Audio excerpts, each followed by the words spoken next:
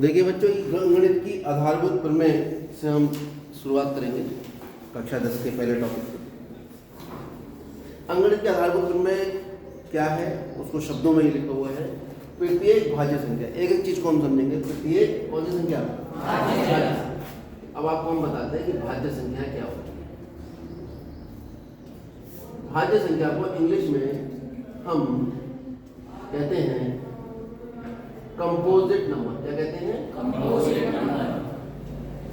Composite कौन सी होती है भाज्य संख्या? भाज्य संख्या वो होती है जिनके गुणनखंड खुद के अलावा भी होते हैं।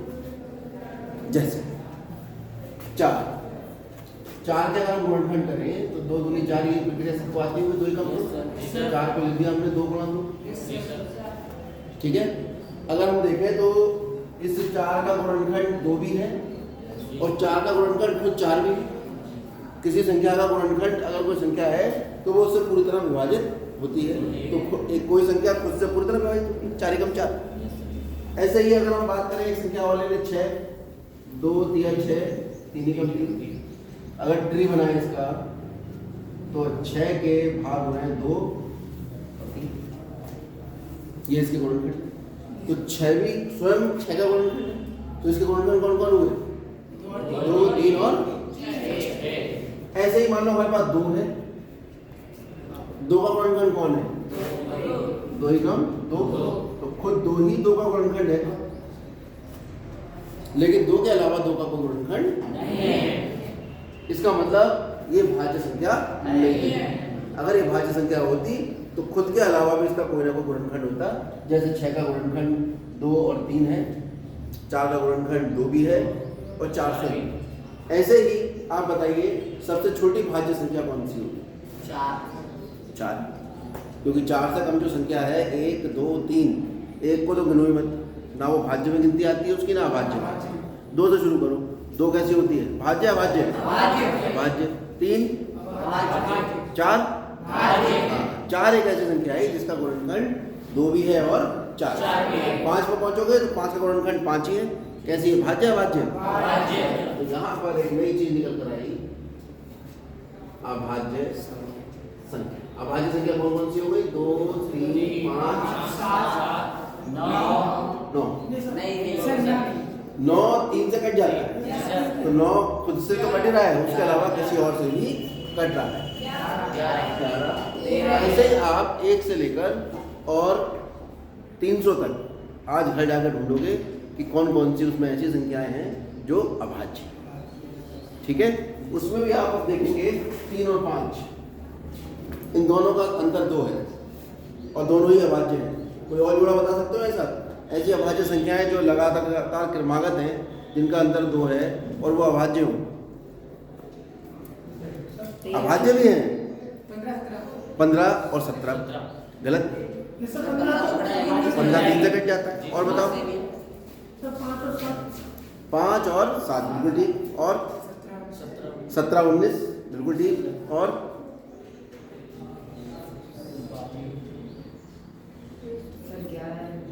11 13 वेरी गुड। और 29 31 ठीक है। 41 43। ऐसे ही आप इन्हें जो 2 अभाज्य संख्याएं जिनका अंतर 2 होता है, ये कहलाती है कोप्राइम। क्या कहलाती है? कोप्राइम। और अभाज्य संख्याओं में इंग्लिश में हम कहते हैं प्राइम नंबर।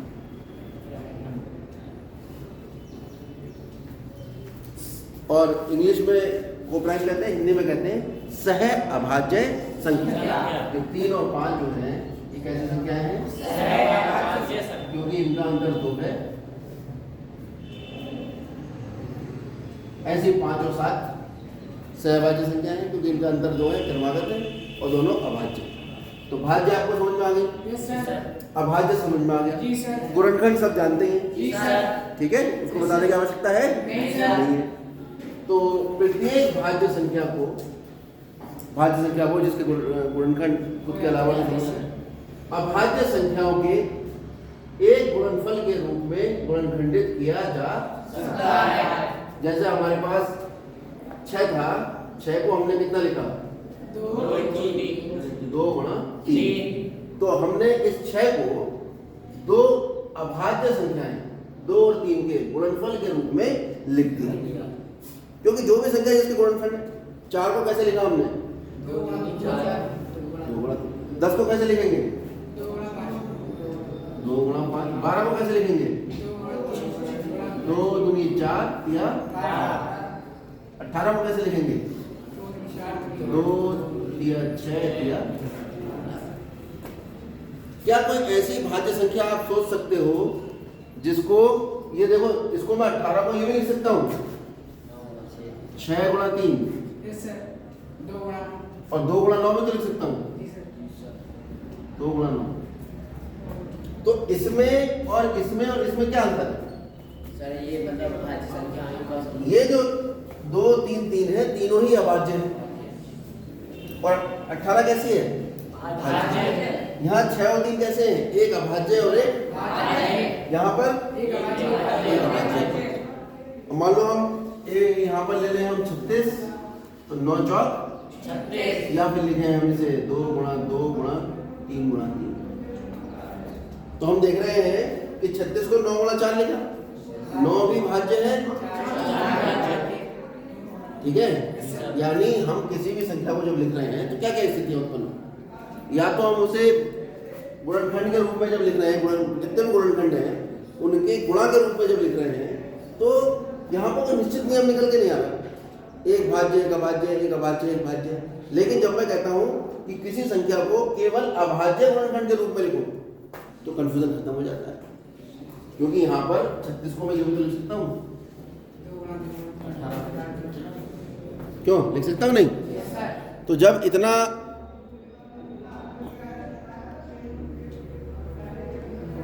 यहाँ हम इसको इस तरह से लिख सकते हैं, तो हम देख रहे हैं 36 को मैं 9 गुणा 4 लिखा, ये भी भाज्य ये भी भाज्य।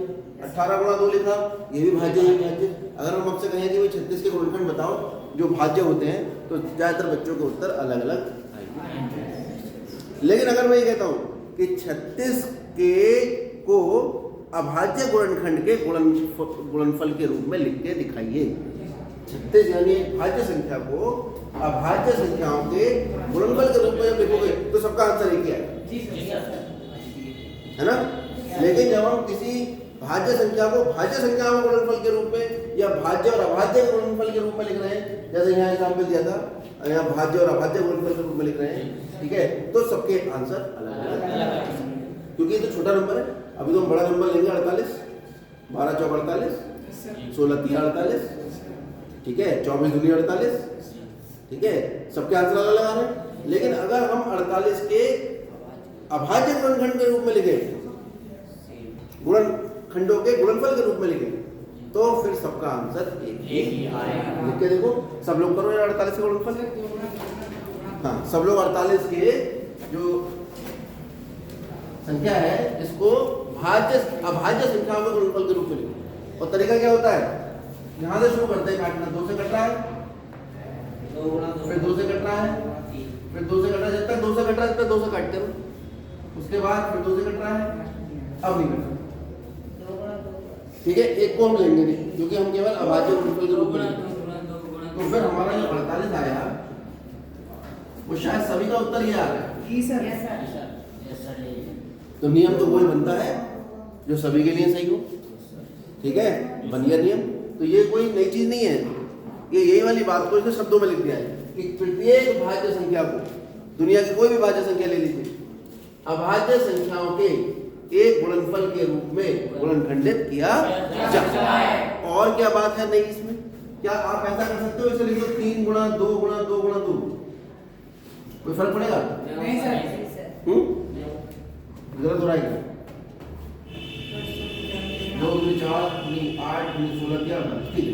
क्या हम इसे ऐसे लिख सकते हैं? लिख सकते हैं, क्यों? 3 को बीच में लिख दिया, क्या ऐसा कर सकते हैं? 3 को यहां लिख दें, नहीं सर, क्रम बदल जाएगा, उत्तर तो वही आएगा। क्या क्या गड़बड़ हो जाएगा?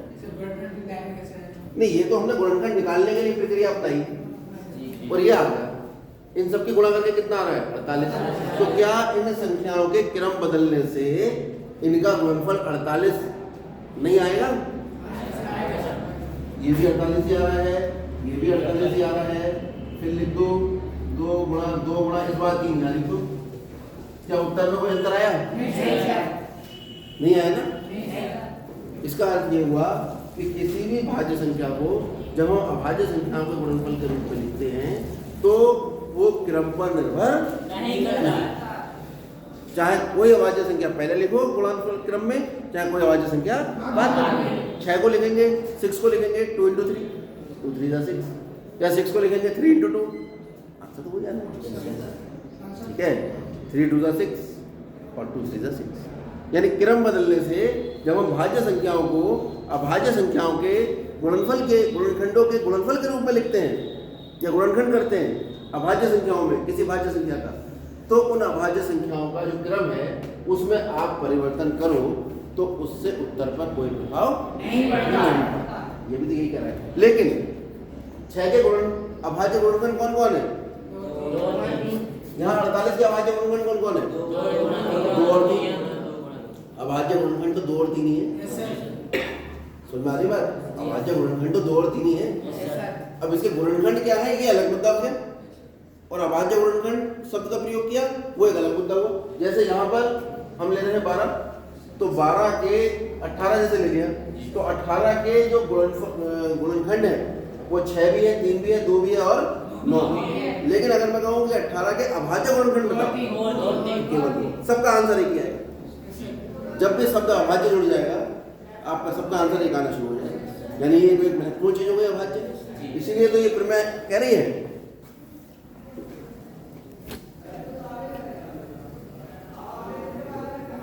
ये प्रमेय यही कह रही है, प्रत्येक भाज्य संख्या को अभाज्य संख्याओं के गुणनफल के रूप में गुणनखंडित किया जा सकता है तथा यह गुणनखंड अभाज्य गुणनखंडों के आने वाले क्रम के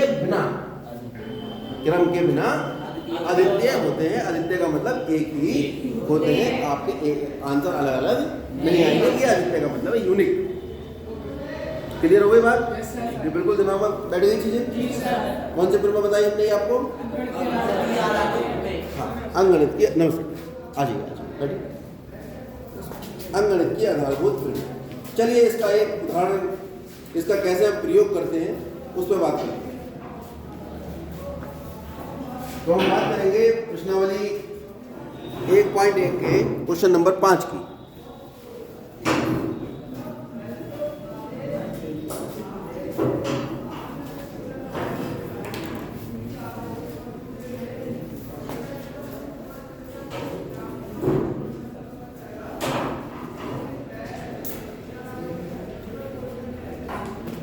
प्रश्न 5 ये कहता है कि जांच कीजिए क्या किसी प्राकृत संख्या n के लिए संख्या 6 की घात n अंक 0 पर समाप्त हो सकती है। फटाफट आप अपनी किताब से लिखिए, नहीं तो यहाँ से लिखिए जो लोग किताब में लाए। जांच कीजिए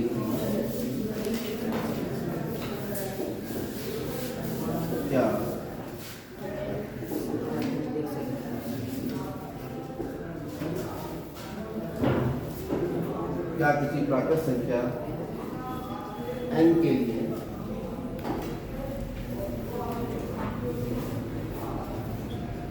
संख्या 6 की घात n अंक 0 पर समाप्त हो जाती है। कोई भी चीज मुश्किल तब तक है जब तक हमारी समझ में ना आए। ठीक है, देखो इसका आंसर करते हैं हम इसकी जांच करें। कैसे होगी जांच? लेकिन बोर्ड पे लिखा रहेगा, जब हम समझाना शुरू करें तो बोर्ड की तरफ देखना शुरू कर दें। हमारे पास है संख्या 6 की घात n, यानी 6 टू द पावर n। कोई बात नहीं, ऐसा करते हैं हम इसको ऐसे लिख सकते हैं, 6 पे ब्रैकेट लगा दें, कोई दिक्कत तो नहीं है।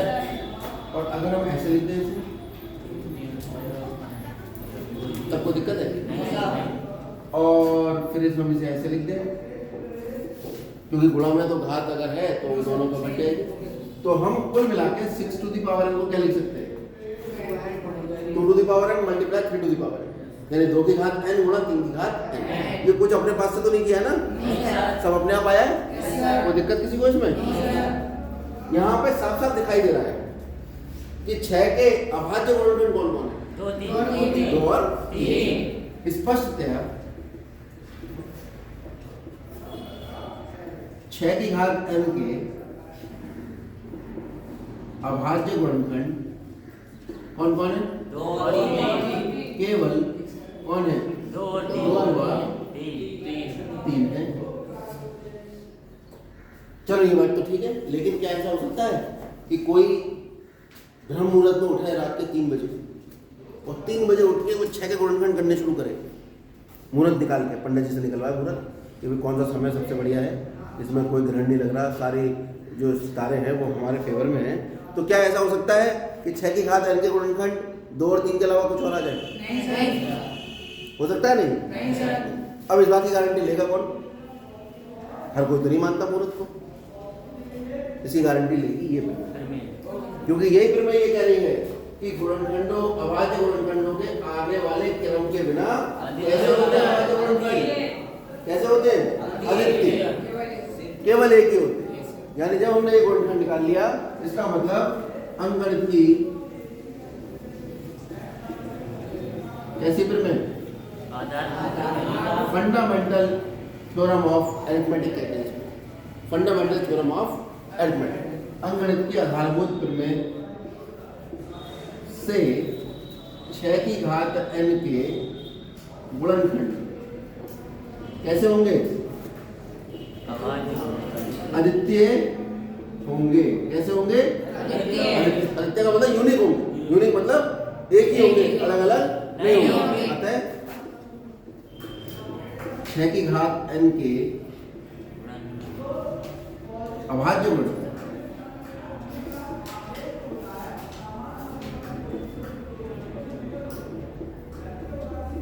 अभाज्य गुणनखंडों में 2 या 5 नहीं होगा, क्योंकि हमें ये बताना है कि 6 की घात n कहाँ समाप्त हो जाए? 6 की घात 1 निकालने 6 आ गया, 6 की घात 2 निकालने 36 आ गया, 6 की घात 3 निकालने 2 16 आ गया। ऐसे 6 की घात हम निकालते जाएं तो क्या कभी ऐसा होगा कि 6 की घात 20, 50, 180, 1,50,000 करने पर जो उत्तर है उसके अंत में 0 आ जाए? दुनिया में किसी भी संख्या के उत्तर में अगर 0 आ रहा है तो उसका गुणनखंड 5 जरूर होगा। जो संख्या के लास्ट में 0 आएगा वो 10 से कटेगी, और 10 से कटेगी इसका मतलब उसका गुणनखंड कौन होगा? 5।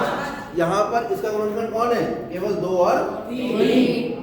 और फंडामेंटल थ्योरम अरिथमेटिक यानी अंकगणित के आधारभूत प्रमेय गारंटी ले रही है कि 6 की घात n के गुणनखंड कैसे होते हैं? अद्वितीय होंगे। इसका मतलब कौन कौन होंगे? केवल 2 और 3 के गुणनखंड केवल कौन कौन होंगे? 2 और 3 होंगे, जो कैसे होंगे? अद्वितीय। और बात साफ, इसका मतलब 2 और 3 के अलावा इसके कोई गुणनखंड नहीं होंगे। इसका मतलब 6 की घात n के अभाज्य गुणनखंडों में 5 नहीं होगा, और जब 5 नहीं होगा अतः 6 की घात n कभी भी 0 पर खत्म नहीं होगा। ठीक है, 6 की घात n अंक 0 पर समाप्त नहीं होगा। यही हमें सिद्ध करना था। आप सुन लोगे कैसे मैथमेटिक्स आ रही है, यही हमें सिद्ध करना था, प्रूव्ड। समझ में आ गया? कुछ नहीं किया, खाली जो तुमने 90 में मैथमेटिक्स पढ़ी है वो मैथमेटिक्स नंबरों वाली मैथमेटिक्स। यहाँ पर आपके दिमागों को परखा जाएगा कि आपके सोचने की क्षमता कितनी है, आप गणित को किस तरह से देखते हो, क्या सवालों के रूप में गणित को देखते हो या आप कुछ विशेष भी गहराई में जाके चीज़ों को सोचते हो। तो यहाँ से आपकी गहराई में जाके सोचना शुरू करना आपको सीखना होगा। नई चीज़ है, पहले प्रमेय पढ़ेंगे और फिर उस प्रमेय के आधार पर हम उन चीज़ों को खोद के निकालेंगे कि इस प्रमेय का प्रभाव कहाँ कैसे कैसे होता है। नोट करिए, इसके बाद आगे होता है।